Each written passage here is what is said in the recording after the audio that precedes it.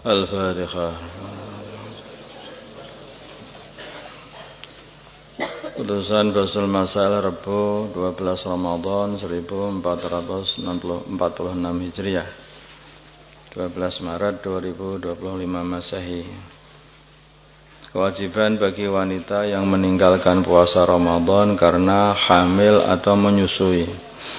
Apa kewajiban bagi seorang wanita yang tidak berpuasa Ramadan karena hamil atau menyusui? Jawabnya, wanita yang tidak berpuasa karena hamil atau menyusui, maka itu ada diperinci.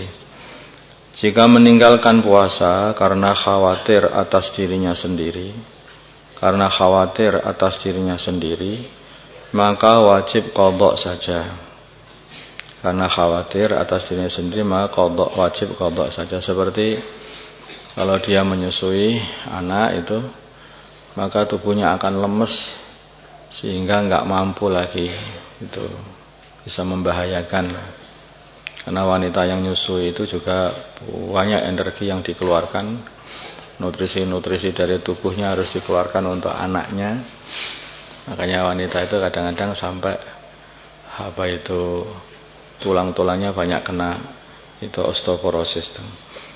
Nah, banyak masalah hamil itu ya mengeluarkan banyak nutrisi yang udah dirinya itu ya untuk bayinya. Jika meninggalkan puasa karena khawatir atas diri dan kandungan atau bayinya, ini kalau mengandung atau punya bayi. Jika meninggalkan puasa karena khawatir atas diri dan kandungannya atau atas diri dan bayinya, maka wajib qadha saja. Contohnya kalau dia ini juga kalau menyusui sakit dan juga air susunya tidak keluar untuk bayinya, di dua-duanya kan kena bahaya. Atau mungkin kalau dia mengandung masih hamil, kalau dia puasa, maka bayinya akan mengecil dan tubuhnya dia sendiri itu juga melemah. Itu jelas ya. Karena kadang-kadang itu bayi itu sangat membutuhkan nutrisi, dan nutrisi itu lewatnya mulutnya ibunya yang ada di perut itu. Lewat mulutnya ibunya. Yang ketiga, jika khawatir atas kandungan atau atas bayinya saja, atas kandungannya saja atau atas bayinya saja, maka wajib qadha dan fidyah. Ini yang terakhir ini. Jika kekhawatirnya adalah kepada bayi yang dikandung atau bayi yang disusuinya saja, tapi dirinya tetap sehat, tidak ada yang mengkhawatirkan, maka dia wajib qadha dan fidyah. Dia meninggalkannya karena atas bayi. Tubuhnya sehat, itu sebetulnya kalaupun puasa juga enggak masalah. Tetapi yang permasalahan dia ini harus makan yang berlebih-lebih, dikarenakan itu bayinya kalau enggak dikasih nutrisi itu dengan ibunya makan banyak-banyak, kandungannya jadi merusakkan bayi atau bayinya jadi tidak sehat. Ada juga kadang. Atau tubuhnya sehat, tapi bila mana dia puasa enggak keluar ASI-nya. Sebenarnya kuat ya, puasa kuat. Hanya saja kalau puasa enggak keluar ASI-nya, sehingga bayinya kena madharat ini, padahal baru minum ASI saja. Ya ini contohnya seperti itu. Maka kalau dia meninggalkan puasa demi untuk bayinya yang dikandung atau bayi yang disusui, maka dia wajib qadha dan juga fidyah. Adapun fidyah yang harus dibayar dalam satu mud makanan pokok yang diberikan kepada fakir miskin untuk sehari yang ditinggalkan. Fidyahnya dibayar adalah setiap hari satu mud yang diberikan kepada fakir miskin. Ini kata-katanya uelek benar. Iya rasanya. Fidyahnya adalah setiap hari adalah satu mud diberikan kepada fakir miskin. Setiap hari yang dia tinggalkan, tidak dipuasai tadi.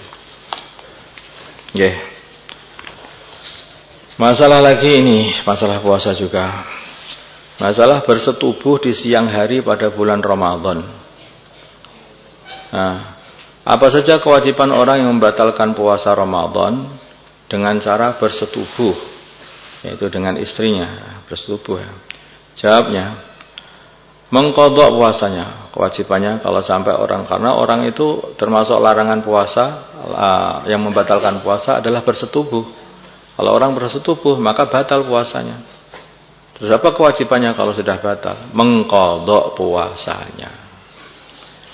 Yang kedua, membayar kafarah, yaitu memerdekakan budak.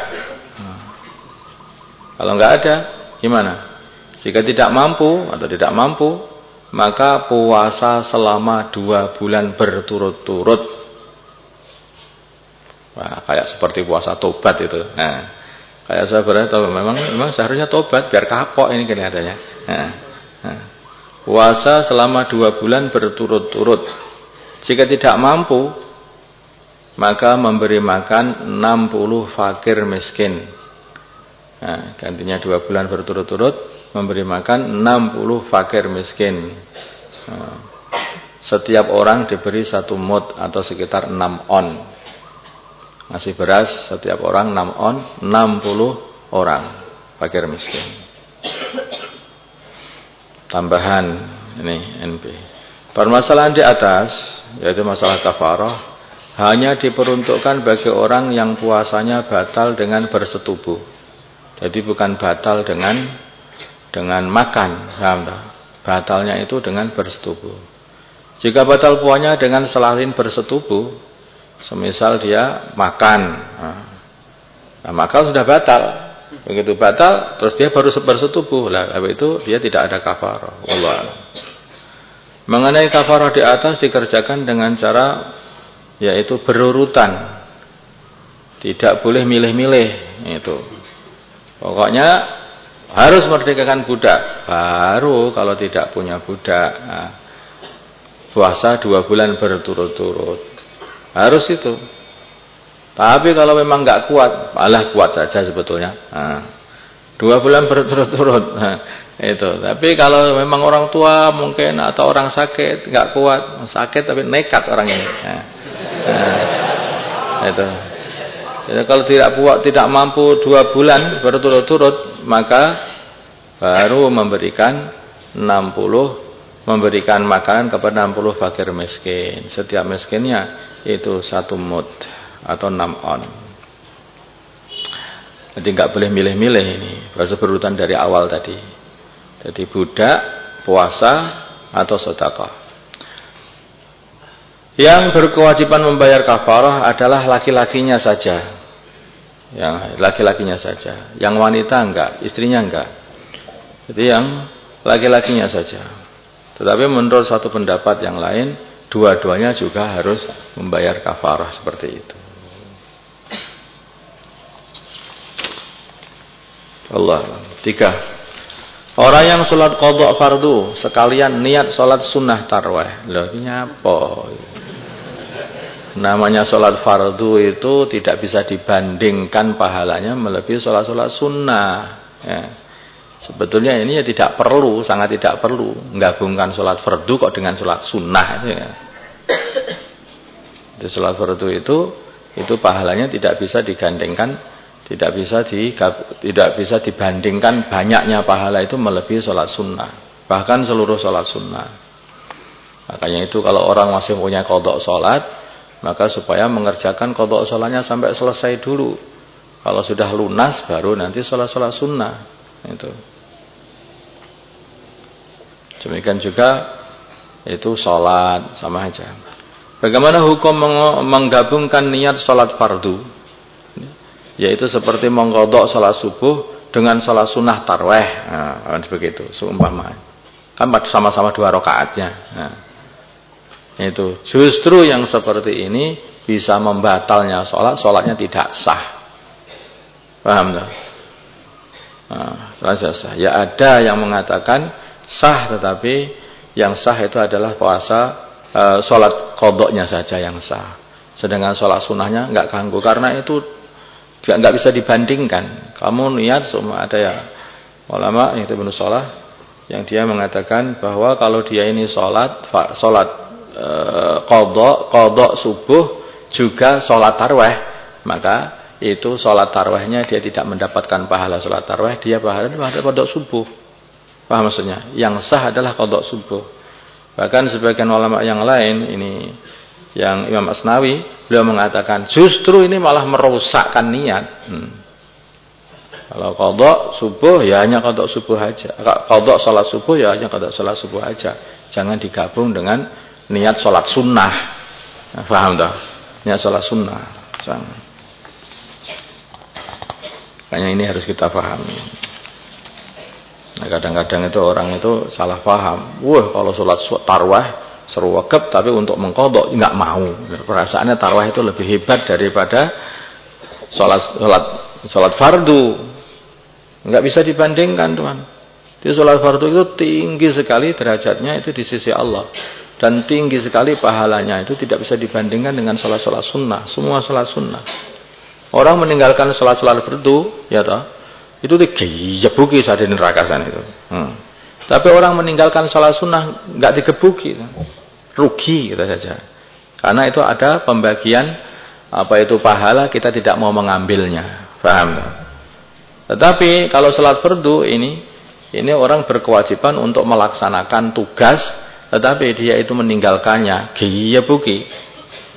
Tinggal di bumi Allah, makan rizki Allah, menghirup udaranya Allah, minum dengan airnya Gusti Allah, mandi dengan airnya Gusti Allah, gak gelem bayar, maling ini.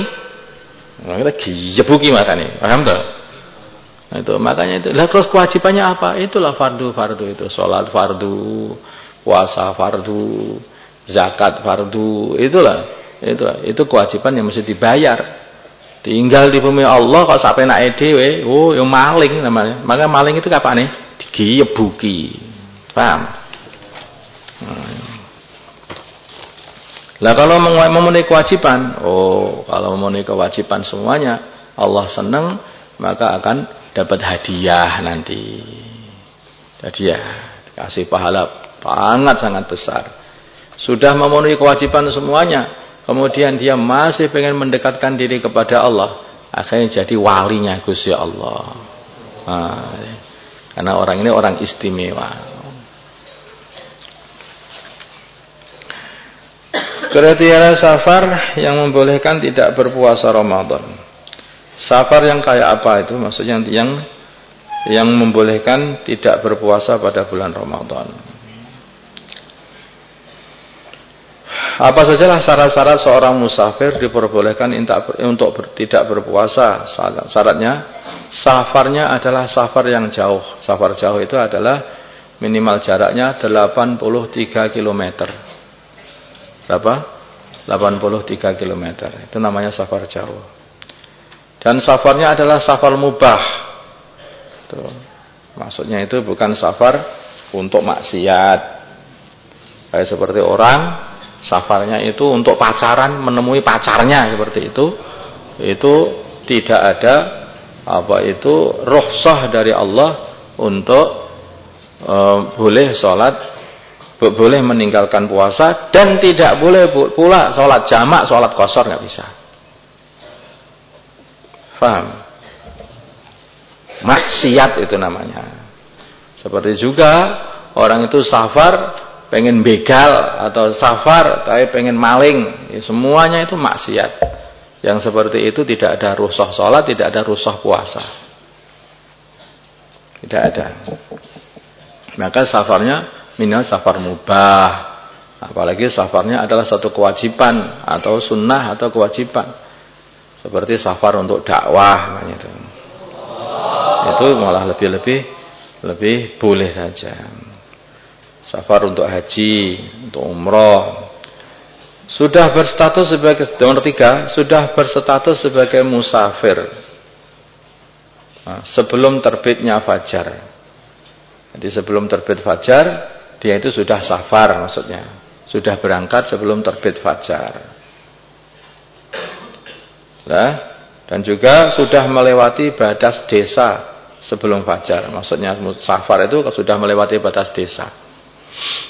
Safar itu bukan baru keluar dari pondok, ini sudah safar, enggak, sudah melewati, keluar dari Temboro ini, batas desa itu kan ada batas-batas desa.